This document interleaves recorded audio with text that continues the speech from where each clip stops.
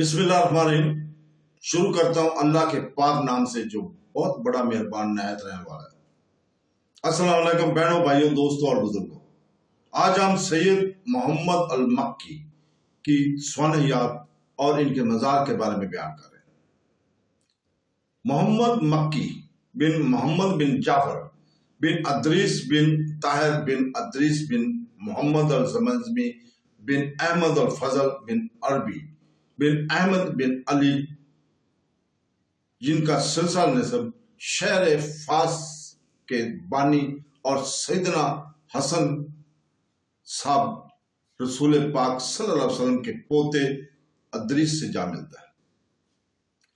वो 1312 में शहर फास में पैदा हुए और इसके उलमा कराम से तालीम हासिल की। 1325 और 1328 में आपने अपने वालिद के साथ मदीना मुनव्वरा का सफर किया और वहां के उलमा से इल्म हासिल किया। 1336 में इनका खानदान दमिश्क चला गया और वहीं आबाद हो गया।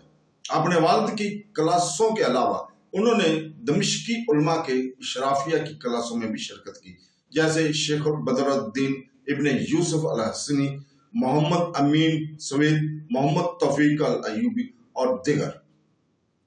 1341 में वो अपने वालिद और भाई मोहम्मद अल ज़मई के साथ मुजाहिद अहमद शरीफ अल मसूनसी के दावत तुर्की गए और इन्हें उस्मानी दावों के तरफ से इनकी हमायत पर तज़ियत दी गई। लीबिया का जहाद। 1343 में उन्होंने अपने बड़े भाई शेख मोहम्मद अल ज़मई के साथ दावत असूल के मिशन पर बंद हिंद का दौरा किया और वो अपने रास्ते में इराक से गुजरे। 1345 में वो अपने वालिद के साथ फास वापस आए, लेकिन एक साल से भी कम अरसे के बाद वो दमिश्क वापस आ गए और सारी जिंदगी वहीं रहे। 1353 में आपने अपने भाई शेख मोहम्मद अल ज़मनी के सोबत में दूसरी बार हिंद का दौरा किया। उन्होंने बहुत से इस्लामी तालीम के मराकज़ का दौरा किया, खासतौर पर देवबंद यूनिवर्सिटी, जहां उन्होंने अब इमाम हिंद शेख अनवर शाह अल कमीली से मुलाकात की और इनसे इल्म लिया। वो कुछ अर्सा वहां रहकर दाई, मरबी और मुर्शिद के तौर पर काम करते रहे। इनकी जिंदगी मुकद्दस इल्म के मतबा अलूम जैसे हदीस, फिका, तौहीद और तसूफ की तलाश और फैलाने के लिए वक्फ थी। दमिश्क में अल हमारा के पड़ोस में इनका घर सूफी अकीदत और मरीदों की परवरिश का मरकज था। आपने मस्जिद अमवी और जामिया माजी और तकिया सुलेमानिया के साथ साथ शहर के अंदर और बाहर दीगर मकामात पर भी दर्स दिया। इसके बाद उन्होंने शाम में मालकी मजहब की मुफ्ती का ओहदा सौंपा। वो इस्लामी हुकूमत के बारे में पूरी तरह फिक्र मानते और इस्तामार के खिलाफ हर तरफ से लड़े रहे। इसकी ने दुश्मनिश में अंजुमन सियाह, जामिया अल-काफ अल-सौद कायम किया और इसके लिए शाम के 40 अजीम और शान शेख और इस्लामी कानून के मुहाफ़िज़ों को मुंतखब किया ताकि वो मुजाहिदीन की हमायत करें।